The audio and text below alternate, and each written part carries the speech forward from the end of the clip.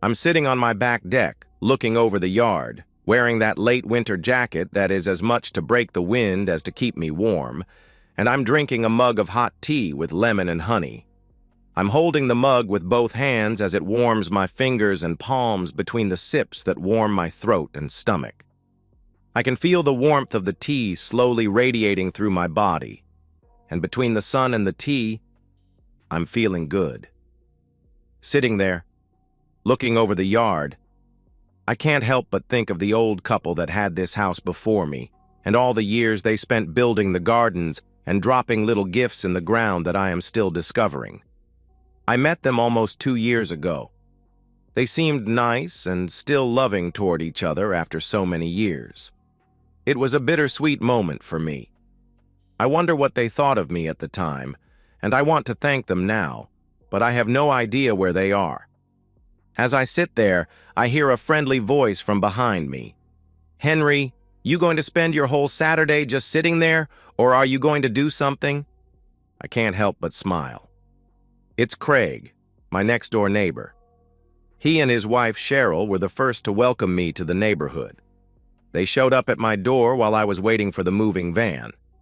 Craig and I are both electrical engineers, except I'm analog and he's digital. It makes for some friendly rivalry. I tell him he only knows 2 things, yes and no. His whole career is built on building circuits that say, yes, no, yes, no. He tells me that I spend so much time balancing inputs and outputs that I should work for the post office. What kind of friends would we be if we couldn't tease each other from time to time? I turn my head in his direction and call over my shoulder. "I'm going to sit here until I defrost, and my joints can move again." I can hear him coming up the 3 steps to the deck, and then he pulls up a chair. "I'm drinking tea. You want a mug?" "Hell yes. You don't have anything stronger, do you?" "Too early for me, but you're welcome if you want. You know where I keep it?" We head into the house and I put the tea kettle on. By the time the whistle blows, I'm ready for my second cup, so I fix 2. I'm drinking mine with lemon and honey. I'll have my honey from the bottle. All kidding aside, it is early in the day and I wonder what might be bothering my friend. He'll tell me when he's ready, so with 2 fresh mugs, we head back out into the sun and the warmth. We sit there for a time and just soak in the sun. Friends don't need to fill the void with talk. In time, when he's ready. I wish I knew what was bothering Cheryl. There it is. A man has 2 kinds of frustration. When it's the world that's bothering him, he'll rant and rave and yell at the moon. When it's his wife, he grows quiet. "Have you tried asking her?" I asked. He looks at me like I'm crazy. "Yeah. I've asked repeatedly. I've asked every way I can think to ask. I've been direct, indirect, logical, subtle, and nothing works. She just says that nothing's bothering her and to leave her alone." "I've never met a wife yet who wanted to be left alone when she was happy," I answered. He gives me a look that says, "I know." I'll tell you what really angers me. Last September, when I was feeling all that stress from the deadline on the GM chip job I was working on, I would work all day, then come home and work after dinner. You know what she did? She would come in the den and just sit with me. She never tried to talk or distract me. She would just sit there with a book and read. She'd sit there and I'd feel my blood pressure dropping and I'd grow calm, and then my head would clear and we'd talk a little and I'd get my work done without the frustration. When she figured I'd worked enough, she'd coax me off to bed, and as often as not, she'd just cuddle up next to me and I'd start to feel like all was right with the world. "Rough life, man. I feel for you," I answered. He snorted. "I'm not complaining about that. Work was hell, but life was good. Now I can tell she's upset. She's distant, distracted, ill-tempered, so I try to do the same thing for her that she did for me. I'll come into the living room, sit in a chair near her, and she gets up and leaves the room. It's like, wherever I am, she wants to be someplace else. I'm not asking anything of her. I just want to sit in the same room with her. I fix a snack, but she complains it's too fattening, or she isn't hungry. But it's never, no thanks. It's always more like, Damn it, you know I'm watching my weight. I tell you she's not easy to love right now. I couldn't help but smile a little when he said that. In the time I've known him, I've learned 3 things above all else. Craig is generous, he is patient, and he loves his wife. Can I tell you something just between the two of us? I thought all of this was just between the two of us, I replied. Well, yeah. I can barely remember the last time we had intimacy. It's not that she's just disinterested. Whenever I bring it up, she becomes downright hostile. I mean, you'd think I'd insulted her family or something.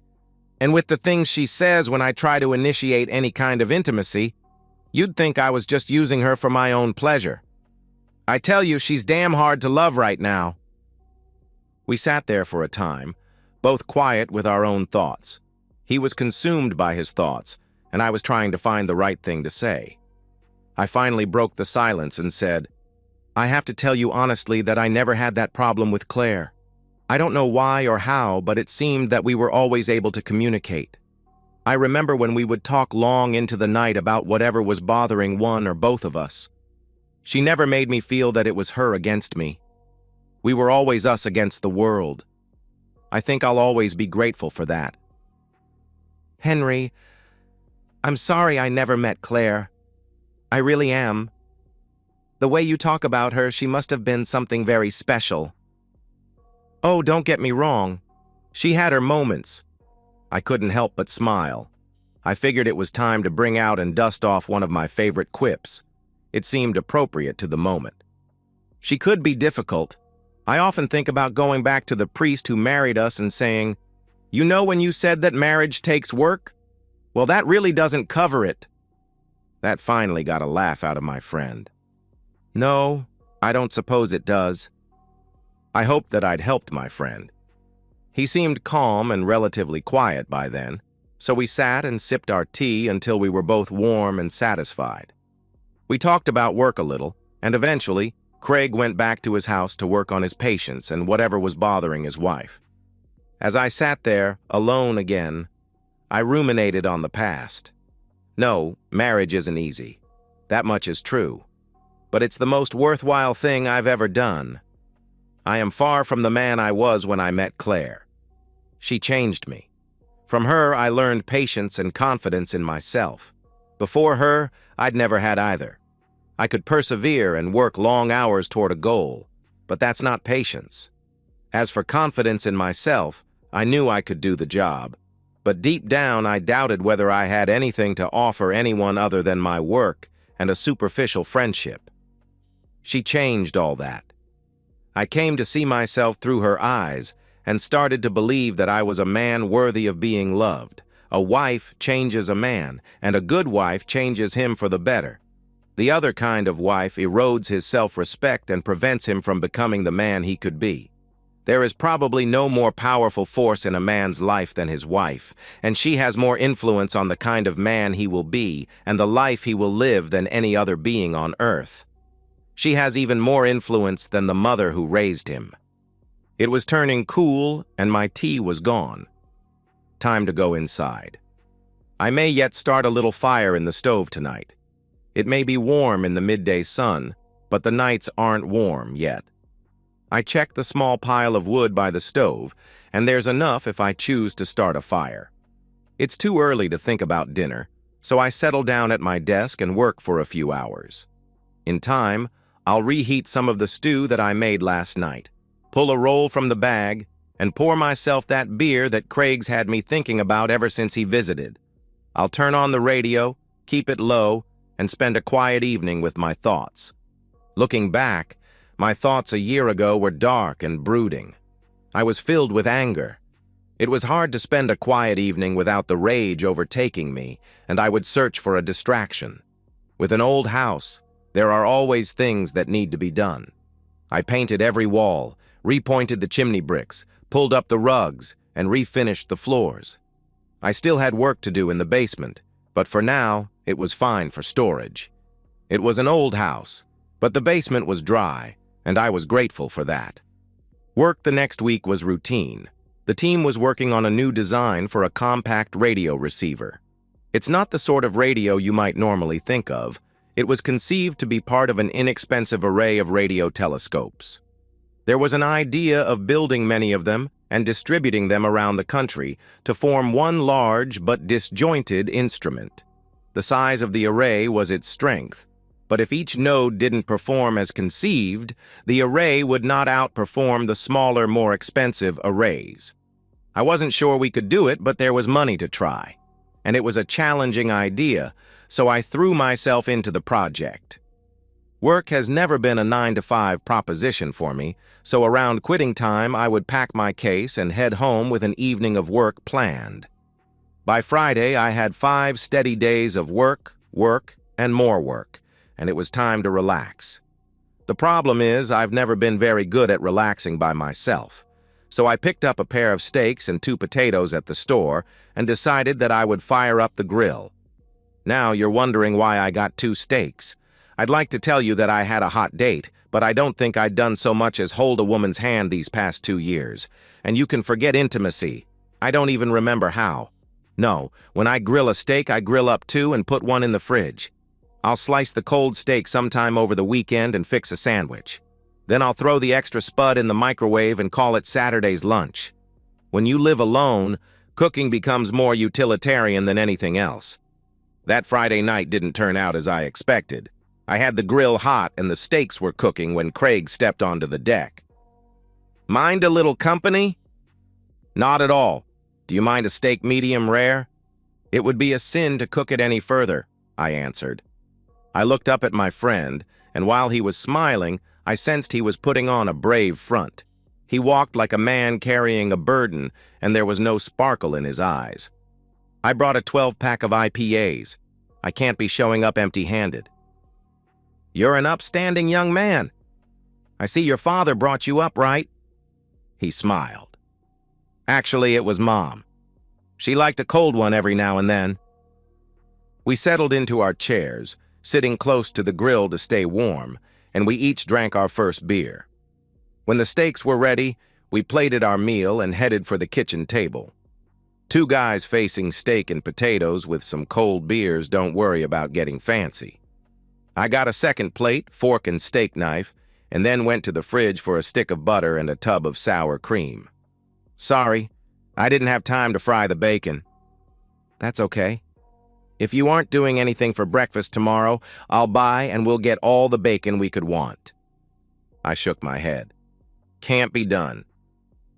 He was laughing, the first real laugh I'd heard from him that night. We can try. Dinner was a pleasant affair, and we both had stories about work, mostly bad-mouthing management at our respective shops. Craig straightened up and looked me in the eye, stabbing his fork in my direction to make the point. There is no expert so knowledgeable, so insightful, and so certain as a manager who can't do the job himself. I raised my glass. To experts. To managers. And may they never meet. Well, I told you we had a lot in common. When dinner was through, I suggested we take the remaining beer to the living room and find some comfortable chairs. I had no dessert to offer him, but with a few more beers, we didn't need any. The conversation ranged over many subjects from music to politics to the women in our respective offices. We were both quiet after a time, and I decided it was time to ask the big question. So, how come you're a bachelor tonight? My friend grew even quieter, if such a thing is possible, sat unnaturally still, and his eyes had that faraway stare. She went out with her girlfriends. Claire used to do that from time to time. She told me they had a rigorous 2-drink maximum, which was just enough to get silly. The truth is, I think they use each other for little reality tests. I think they complain about their husbands, and then they tell each other things like, "Oh, that's no big deal. Men are always doing that. It's just the little boy coming out," and stuff like that. I think she's having an affair. Well, there it was. No jokes would get us around that. How sure are you? I asked. No evidence, but things aren't right. She hardly talks with me, and she gets nasty for little to no reason. Everything I do is wrong, and every discussion degenerates into criticism and assessing blame. Then there's the snarky little attempts at humor that aren't remotely funny. It's like she's lost respect for me and I don't know what I did. Are you still talking with her? I asked. Many times. The first time I tried, she apologized and said she was just distracted by work. After that, she became dismissive and eventually she got downright nasty. It's clear to me she doesn't mind starting a fight whenever she wants to shut me up or get her way. And that takes an added toll. I think she's already left the relationship and just hasn't left the house. That was a lot to digest, and I sat there quietly thinking of what to say. I didn't want to push my friend toward destruction, but I wanted to assure him that he deserved better than that. Have you decided what you're going to do? I'm not sure. Tonight was the first time I've said it out loud. I have to tell you the pressure has been building in me for a couple of months now. I feel like the valve just blew and I can feel the pressure draining away if only a little. He kept staring into space for a time and said, "Now I'm just angry." I looked my friend in the eyes and said, "There's one thing I can tell you that I know is true regardless of what she's doing. Don't you do anything stupid. You have to keep your cool. And for God's sake, don't raise your hand to her whatever you do. She'll have the cops on you before you can say you're sorry, and the locks changed before you make bail." Craig was nodding, and he wasn't denying anything I said. The man was in pain. The conversation grew quiet after that. I suppose everything that needed to be said had been said. We spent the rest of the evening listening to an oldies channel on the radio, with talk moving from one superficial topic to another. Every so often he would mention some behavior or a slight to add to the growing list of disrespect his wife was showing him, and with every new addition, I would offer some poor attempt at understanding. The truth is I didn't understand, and I would never understand a cheat. If Cheryl was cheating on Craig, I didn't know what to say to him. All I could do was be a friend, listen, and support him as best I could. He stayed late that night, and we agreed to have breakfast the next day. After too many beers, we changed breakfast to lunch. Once my friend went home and I was left alone, all that talk of Cheryl took my thoughts back to my marriage to Claire. What is it they say? Man makes plans, and God laughs. No, he wasn't laughing at me. But there was a time when I thought he was. There was a time when I doubted that he existed at all. How could a loving God do something so horrible, so heinous, that my life was forever over, rent, torn asunder, and burned to ash? No, it's taken 2 years, but finally, I have begun to see the fault wasn't his. I knew who my tormentor was, and I knew he was just as far out of reach. In time, I had come to the decision that it would not be the loss that would define me. It is the memory of once having, once holding, and sharing that I will carry forward. That is the decision I made over this last year. But deciding and doing are two very different things. Every day has been a struggle, but the struggle gets easier with time. 2 years ago, I was living in one of those god-awful McMansions in a new subdivision on the edge of town. My wife, Claire, wanted it. It was one of the few things that we never really agreed on. She always thought that the new was better, and I liked the old. Old things were comfortable, they were familiar, they had the bugs worked out and the hard edges smoothed. So we compromised and we bought new. That's what you do when you love your wife. You prioritize and pick your battles. If she wanted new, we'll get new. If she's happy, then I'll be happy. I was happy. I hated the house, but I went home to my wife, and that made the house a home. She wanted clean, unmarked, modern furniture. I liked worn, stressed antiques. We bought modern. We never had a comfortable chair in the whole damn house, but I was happy because I had her. Prioritize. We needed 2 cars because we worked in different directions. I drove a 20-year-old Volvo. She drove a 2-year-old Subaru. She hated my car and wouldn't ride in it. She said she was always afraid I'd break down on the highway, get hit by a truck while I worked on the car, and she worried a lot. I knew her car would get her there and back in any weather any day, so I never worried. Compromise. I had a butt-ugly house with modern furniture in a sterile subdivision where the oldest tree was planted just a year ago, but I also had the sweetest, most lovely, warm, soft, and loving wife to hold close at night, and I was happier than I'd ever been in my life. These were the memories that I eventually carried to bed with me that night, and I slept peacefully. Time passed, and with it, the last cold nights of winter were gone. I still had a cord of wood in the garage for next winter, and I'll get another when it's time. I started keeping the windows open both days and nights. On the days, with the warmer weather and open windows, I'd finally blown the stale winter air from the closed-up home and replaced it with the sense of spring. When a man lives alone, that's what passes for spring cleaning. The former owners planted lilacs around the property, and it won't be long before their intoxicating aroma fills the house. When the wind blows gently in the right direction, it can be a heady brew of lilacs and roses. Over the weeks between early spring and mid-May, I saw my friend and neighbor regularly. Truth be told, I saw him too regularly, and he always had a sad tale to tell. His marriage wasn't getting any better. Cheryl was staying out late more nights than she was home, and when she was home, she was a difficult woman. Craig was on his last nerve, and I could see it in his face. His love and his patience were both gone. I suggested counseling several times, but he said she refused to go. I had offered to let him stay at my place for a time, thinking that a time out might cool the fires of hell, but he never took me up on my offer.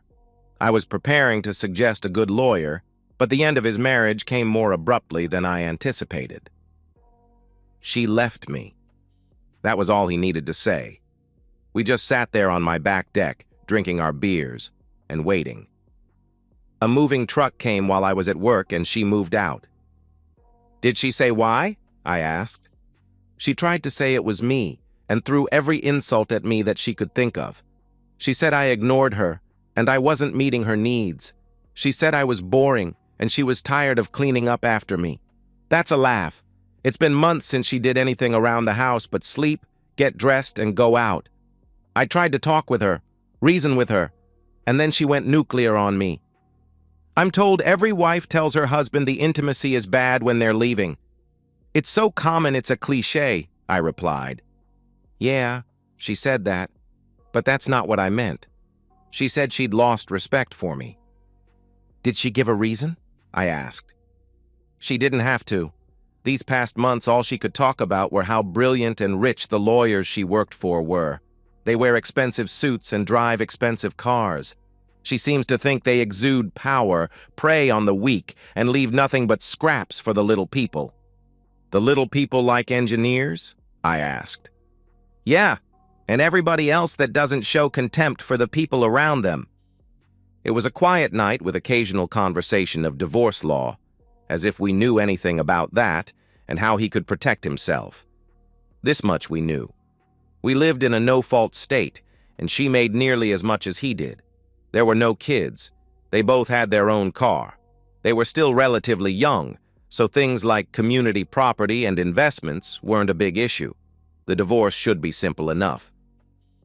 I gave him the name of a friend in the family law business, and he promised to make an appointment for Monday. I offered him a room for the night, but he said that Cheryl had left, and he'd be damned if he would let her force him out of his own house. I repeated my warning not to do anything stupid and watched my friend trudge back to his house. I knew he'd be drinking heavily that night. With news of his broken marriage and a type of closure on the pain he'd been feeling for many months, my own thoughts again drifted back to my marriage and how I came to be here. It's taken 2 years now, but I'm finally starting to feel settled into this house. It took a strange and unfinished path to get me here. One man carried the responsibility for it all. Just one man who changed the direction of my life forever. Peter Harris. That was his name. Peter, the drunk, worthless. Harris. Peter. One for the road. I can hold my liquor. It's just a 10-minute drive, Harris. Claire was working late. It was that time of year in her office. Harris ran a red light and hit Claire's car in the driver's door. They used the jaws of life to cut the car open and get her out, but she was DOA when I got the call, and life as I knew it was over. I was a walking, empty shell of a man after that. I raged at the world, and I cried endless tears. When I finally got myself together and went to find the worthless drunk, he was already behind bars and he stayed there. In fact, he died there. One of the inmates had lost his mother to a drunk driver. Now he's facing a murder trial and Harris is buried deep in the ground. How do you take revenge on a dead man? I had only one option left to me. So one night I went to the cemetery and I pissed on his grave. It gave me no comfort. He wasn't worth the effort. That was the start of so many long, lonely nights. The house held so many memories of Claire that I saw her ghost in every room. My therapist told me I needed to move on, and eventually I knew I couldn't do it in the house we shared. So I sold the McMansion with most of the furniture, bought a small, older home from a lovely older couple, and settled into building a new life with old memories. It was slow work, and even now I was far from moving on. The pain had lessened, and the memories were warmer, but I was still a man mourning his wife, and I knew it. Over the next weeks, Craig was a frequent visitor. I would occasionally show up at his door with a six-pack and a pizza, but I made sure he knew he was always welcome at my place and mostly left him to come or go as he pleased. Cheryl was being generous, or what passes for generous from a wife without a shred of interest in the life she left behind. She let him have the house, but they had so little equity in it that it was hardly an act of generosity. They split their limited savings down the middle and each kept their cars and their retirement accounts. It was a very civilized modern divorce that left him sitting alone at night and wondering why. It was about 5 months after she dropped the bomb on him, and we were again sitting on the back deck. It was fall now.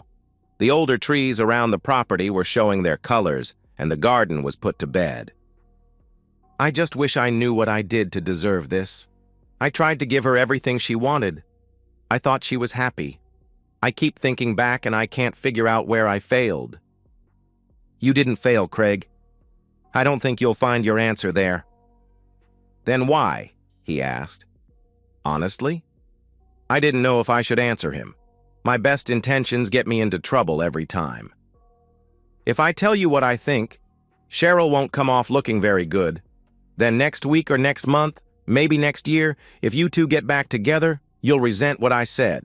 That's the kind of luck I have. Trust me, you couldn't say anything that's worse than I've been saying to myself. He answered, Okay. Cheryl is the kind of woman who always wants more. She wants whatever she doesn't have and more than you can afford. Craig, she moved on because she thought she could do better, and that's the simple truth of it. She can't do better than you, but what you offered isn't what she wants. My friend was quiet, and I wondered if I'd gone too far. Then again, in for a penny.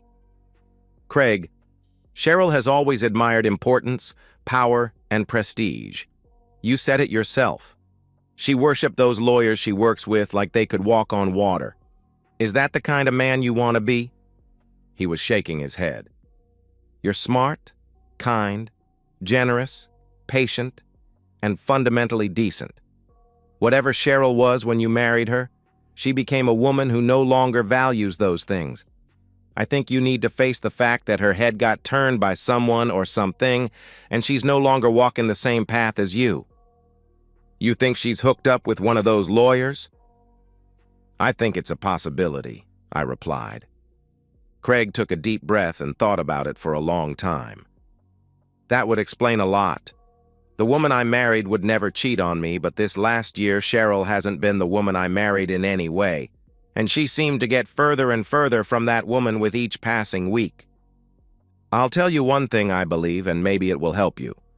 A wife who cheats, if Cheryl was cheating, is no wife at all, and you're better off without her. He was quietly nodding his head and eventually spoke. Maybe it's better this way.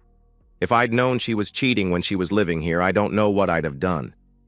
Maybe it's better she lied to me and just left without a warning. If I had to face her knowing that she was cheating on me, I don't think I could have taken it. I wasn't sure if I was helping or hurting my friend and decided to back off a little. Hell, there was no doubt in my mind that Cheryl had cheated on my friend. I noticed her evolving behavior in the months after I moved in. She was pleasant at first, but as she became more comfortable with me, She would drop the pleasant facade and make dismissive little remarks about money and geeks. That wore thin real fast, but I held my tongue for Craig's sake. In time, I came to believe she was little more than a shallow, greedy woman that controlled my friend with smiles and intimacy. But I damn well never told Craig that, and I wasn't going to go that far tonight. Maybe it's best if you don't know. The possibility alone is painful enough, and considering it could help you to let go, the reality might just build layers onto the pain and bring more things to light that you can't do anything about. Maybe it's best just to let sleeping dogs lie. Don't think that reference to sleeping dogs was an accident. That summed up my evolving opinion of Cheryl. Maybe, or maybe the reality will help me even more, he replied. Either way, remember what I told you before. Don't do anything you will regret. You're a good man, Craig, and you don't need more pain and more problems now. Whatever you learn, just let it go and move on with your life. My friend was nodding his head, but I could see he was thinking, and I knew they were dark thoughts. I'd been in a similar place not so long ago, and I knew it didn't lead anywhere good. Why don't you spend the night here? The guest room is made up. Thanks, but I'm going to live in my house. That's one thing that's still mine. Okay. Breakfast tomorrow? I asked. That, at least, brought the glimmer of a smile to his face. Bacon. I'm in the mood for bacon. When are you not? So the evening ended on a light note. But again, I watched my friend make his way home like a broken man who'd lost it all. And why not? He had. Breakfast the next day found my friend in better shape than the night before. He said he'd gotten his first good night's sleep in months. He admitted that the possibility of Cheryl having an affair was one he had considered, but until last night he'd never admitted it was possible. Now it seemed more than possible, and his loss was somehow diminished. Over breakfast, we decided that we both needed a distraction. So, what do two engineers do when they need a distraction? We started by hitting the car shops. The new models were coming in, and we wanted to test drive something fun. Sure, we disappointed some salesmen, but we had fun doing it. Then there is a shop in town that sells interesting rocks and fossils, so we decided to check it out. We left there with our wallets a bit lighter and our geek cards punched, then headed to a favorite BBQ place for a late lunch of ribs and brisket. We spent the afternoon with the parts catalogs and started looking at components. We wanted to build something fun, probably several somethings, and we started throwing out ideas. It was too late for any spyware to change either of our lives, but there are chips now that combine GPS with ham radio transmitters that can be made to report its location periodically. I didn't know what I wanted it for, but I had to have one. I also decided that I wanted to build a miniature Geiger counter. Don't ask me why, but as soon as I saw those little Russian tubes, I knew I had to build one. Craig went for the Raspberry Pi chip and decided to build a small computer. Then, too, he got it into his head that he was going to build a high-end atmospheric monitor. He started with temperature, humidity, wind, and all the usual stuff. Then he added sensors to measure particulates and ozone. The latter was a bit pricey, but the idea fascinated him. Again, why wasn't one of the questions we were asking. We were just two boys having fun. We were getting our geek on. I had some leftover lasagna in the fridge, and with some salad and a little red wine, we finished the evening feeling pretty good about ourselves.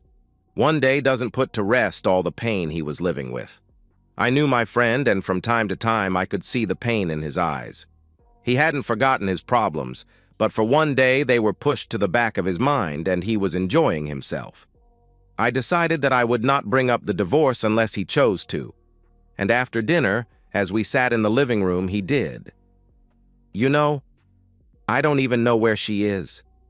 I thought she was staying with her folks, but when I called there, they said she was staying with a friend. They wouldn't tell me who. The conversation was difficult to say the least. I told them I've never harmed her in any way, ever, and I wasn't going to start now. I just wanted to talk with her, but they wouldn't tell me where she was. Her mother actually cried over the phone. My lawyer says to stay away and don't even think about going to her office. They'll call the cops on me when I'm still getting out of the car. 6 years, man, 6 years, and I can't even talk to my wife while she still is my wife." "Have you been served?" I asked. "Yeah, that happened 2 days after she left. I never told you? She was prepared in advance, had the papers ready, had the movers hired, and even had a new place to live. It's cold, man." Once again, I didn't know how far to take it. There were things I wanted to say, but I was afraid of hurting him even more. Actually, I was still worried that if I went too far and told him what I really thought, it might damage our friendship. People living with the pain of betrayal can be surprisingly protective of those who have hurt them. I suppose that's the optimism of holding on to the dream and the hope that somehow things will go back to the way they were. Or is it the loss of eroding the memory that he wants to hold pure and untainted? Meanwhile, Craig's pain and my own were starting to meld together in my psyche. Our stories were separate, but his pain was becoming too real for me, and I knew that his pain was triggering the pain and anger of my own loss.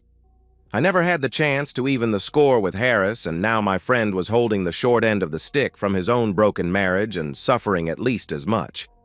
I decided that his lawyer may have given him some very good advice about avoiding any contact with her, but I didn't need to take it. I knew there had to be more to the story than Cheryl was admitting. I told my boss on Monday that I was going to be leaving work early and had some errands to run. He knew my work habits and never blinked an eye. In fact, he chuckled, shook his head, and just waved me off with the back of his hand. He's one of the good guys. I parked in the strip mall lot across the street from Cheryl's office when it was almost time for her to leave. I had longer to wait than I expected. It was more than 90 minutes after office hours when I saw her finally leaving with a suit. He had his arm around her waist, and there was a pretty serious makeout session at the car. It wasn't her car, and a darn sight more expensive than what she drove. So I'm assuming it was his, and they left together. I managed to follow them, and they wound up at a high-end restaurant. It was just a typical Monday night, and they were going to spend the kind of money that Craig could only spend on an anniversary. I couldn't go in to check on them. Cheryl would recognize me if I did, and I wasn't about to spend that kind of money on dinner, so again I parked across the street and waited. They took their sweet time, but eventually they left and headed for the western side of town. The house was significantly more impressive than the one she shared with Craig. I guess she felt that she'd found what she'd been missing. I did catch a glimpse of what I think was her car parked in the garage when the suit pulled in on his side, so I figured they were in for the night.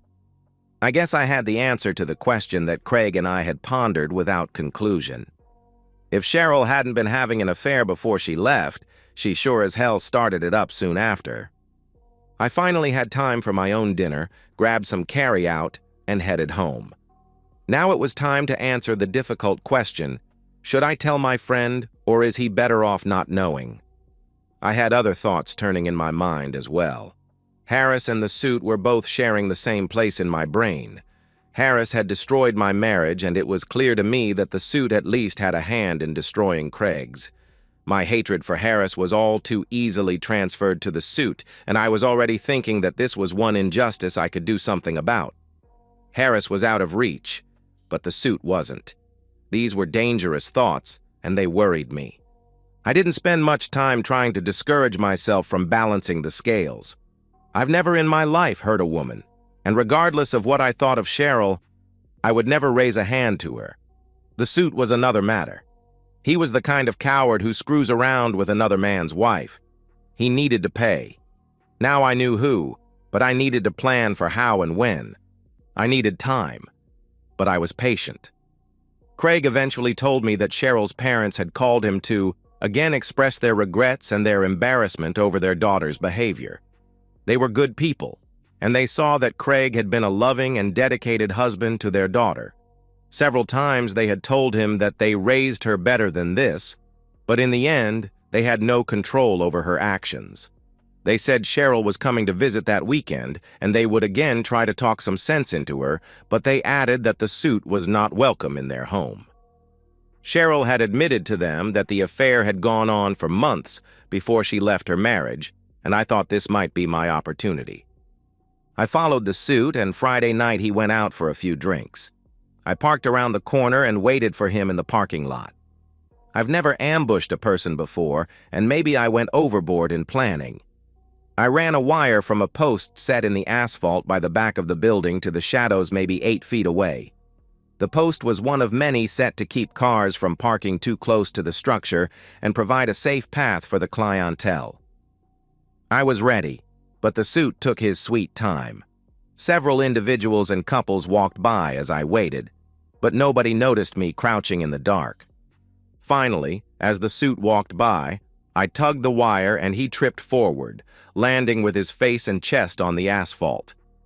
2 quick steps and an overhead swing brought the end of the bat down hard on his right hand, and I heard a very satisfying crunch. He groaned and instinctively rolled away from the pain. That was my opportunity to swing for the bleachers, and I hit the side of his left knee. There was a loud crack, and I knew he was out of commission. He was no longer in a position to defend himself, but I felt no mercy. One more hard swing to his junk and he convulsed and passed out from the pain. No one was running or seemed to hear his scream, so I quickly walked to my car and drove away. No police officers ever came to my door. No detectives ever questioned me. In the life of the suit, I was nobody of any importance. I didn't exist. It was the one and only time in my life that I ever did anything remotely like that, and I did not feel 1 ounce of regret or remorse. Time passed and my heart no longer raced whenever I saw a police car. The Arctic winds and blinding snow of winter were in full force. I was riding in the dark every morning, driving to work in the dark, going home in the dark, and falling asleep in the dark. A man needs friends to bring light and warmth to his days when winter places its heavy grasp on the world.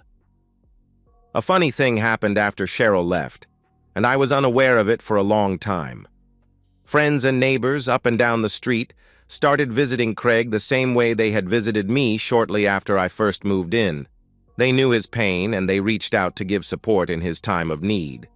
In the depths of winter, parties sprang up, and Saturday evenings became a time of music, good food, better drink, and laughter.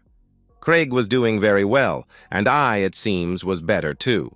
It was at one of these parties thrown by a neighbor down the street that Craig quietly took me aside and said, "I don't know if I ever told you, but I did learn that when Cheryl left me, she moved straight in with one of the lawyers in her office. She never spent so much as 1 night on her own. She just slipped smoothly from one man to the next. I've got to say the anger from that singular act of betrayal pushed a lot of the hurt out of me and became my means of recovery." Rejection by someone you love is a hard thing to accept, but I suppose betrayal puts the loss in perspective, I answered. Funny thing about that lawyer. He got mugged one night coming out of some fancy bar he frequented where all the customers are Mr. This and Counselor That. You'd think their parking lot would be a lot safer. I wasn't sure how much he might know and looked at him inquisitively. "Oh, I didn't do it. The police paid me a visit, but I was out on my first date in almost 7 years. The date was a bust, but at least I dipped my toe in the dating pool." He was smiling, and for the first time in a long while, I knew my friend was going to be okay. "Come on, you two. This is a party. I bet you're talking shop. Enough of that. Come on then, back to the music. I expect you both to mingle and have fun tonight." That was our hostess. If she weren't married, I'd seriously consider. Time passed and the world grew brighter. Craig was dipping more than his toe in the dating pool, and the smile I used to see was back. He inspired me, and I started taking the plunge myself. It was awkward at first, but it got easier. We even double-dated on occasion. We built those toys we got so many months ago and finally found the perfect use for them. We gathered up the youngsters from the neighborhood along with enough parents to drive and keep them organized, and we drove west for 2 hours. With a shoebox carefully fitted with electronics and a small camera, the kids held the weather balloon as we inflated it with helium and tied the shoebox and its parachute to a long cord below the balloon. On the count of 3, 2, 1 up, We let go of the balloon and watched it rise into the sky. The kids were elated, but for Craig and me, it was the celebration of our new lives. His instruments measured the atmosphere as the balloon climbed above 99% of the Earth's air, while mine measured the cosmic radiation pouring down from space. The GPS and ham radio allowed us to track the balloon's progress as the cars drove east following the balloon's path, and the Raspberry Pi gathered the data. The balloon beat us home, but we eventually found it sitting in a field, and we all celebrated. I like to think we might have inspired a few young geeks to follow their dreams that day. Only time will tell. As for the two older geeks, we were putting the pain of the past behind us and moving forward in the warmth and light of the spring sun. It's midday Saturday on one of those warm days of spring. The sun is out, and there is the promise of the coming summer. The snow is gone, and the crocuses have bloomed and faded back to the earth, waiting to bloom again. The daffodils are standing tall with their heads looking proudly across the shoots of daylilies breaking the surface. It was a long, dark winter of the soul, but new life is blooming.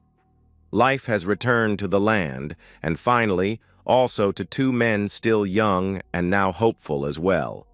Like those daffodils in bloom and the daylilies now rising, we had for a time retreated below the surface where no one could reach us and held to that little spark of life that remained. At long last, it was time to live again. And that's the end of today's story. If you enjoyed it, please give this video a thumbs up and drop a comment below. Your support helps the algorithm push my content further. If you're new to the channel, don't forget to hit that subscribe button. It really helps me keep creating more stories for you. Thanks for watching, and I'll see you in the next one.